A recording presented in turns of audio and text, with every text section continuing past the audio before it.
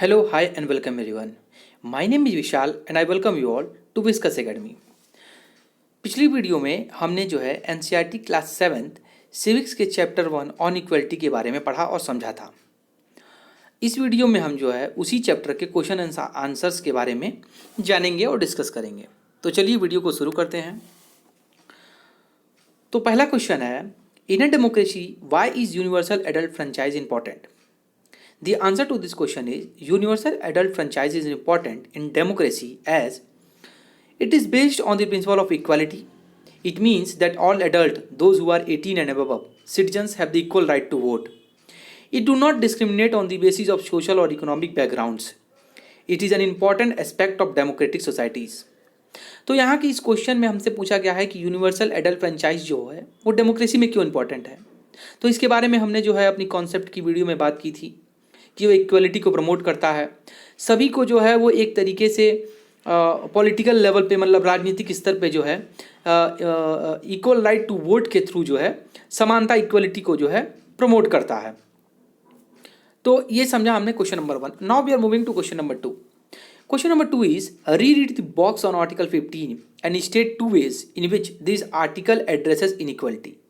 Now the answer to this question is Article 15 in democracy of the Constitution prohibits discrimination on grounds of religion, race, caste, sex or place of birth.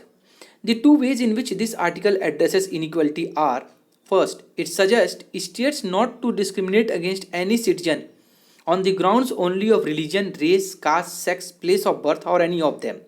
And the second is, no citizen shall be subject to any disability, liability and restriction on grounds only of religion, race, caste, sex, place of birth or any of them.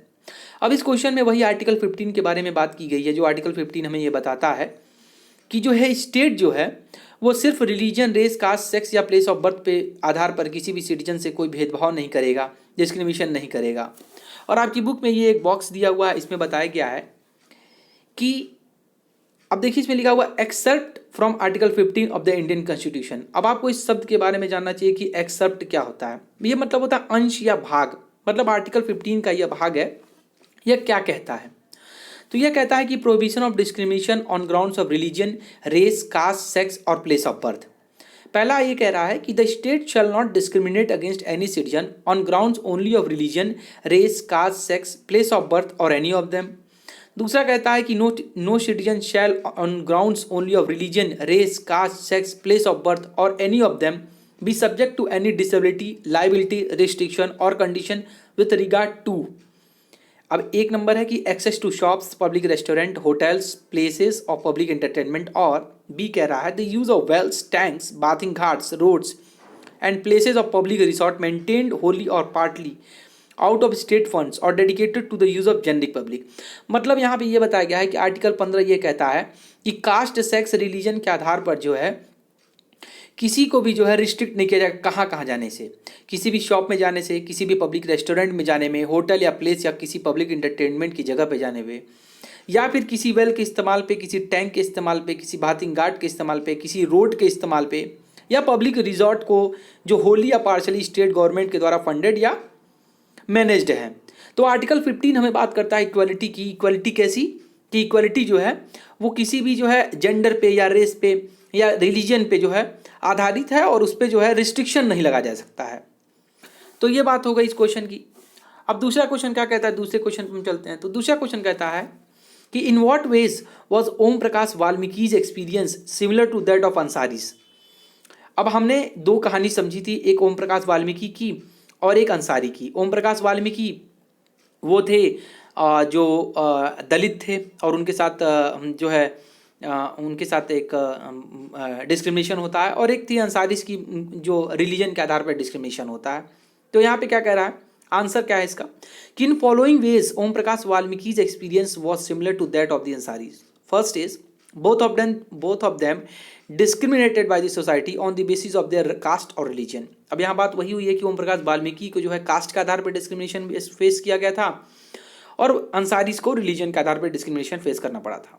दूसरा कहता है dignity and self respect of both of them get violated.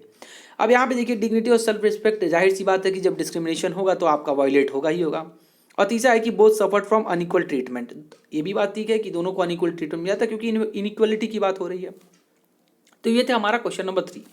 अब दूसरे question पे चलते हैं। तो question number 4 क्या कह रहा है? What do you understand by the term all persons are equal before the law? Why do you think it is important in a democracy?